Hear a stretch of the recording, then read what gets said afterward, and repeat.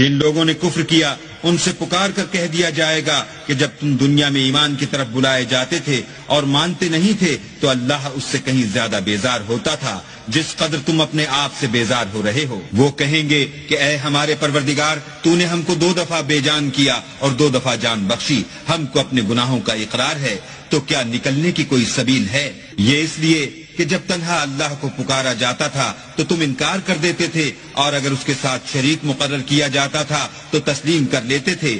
تو حکم تو اللہ ہی کا ہے جو سب سے اوپر اور سب سے بڑا ہے۔ وہی تو ہے جو تم کو اپنی نشانیاں دکھاتا ہے اور تم پر آسمان سے رزق اتارتا ہے، اور نصیحت تو وہی پکڑتا ہے جو اس کی طرف رجوع کرتا ہے۔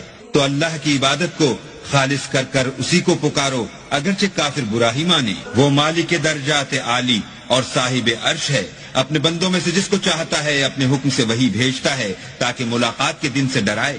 اس روز وہ نکل پڑیں گے، ان کی کوئی چیز اللہ سے مخفی نہ رہے گی۔ آج کس کی بادشاہت ہے؟ اللہ کی، جو اکیلا اور غالب ہے۔ آج کے دن ہر شخص کو اس کے اعمال کا بدلہ دیا جائے گا۔ آج کسی کے حق میں بے انصافی نہیں ہوگی، بے شک اللہ جلد حساب لینے والا ہے۔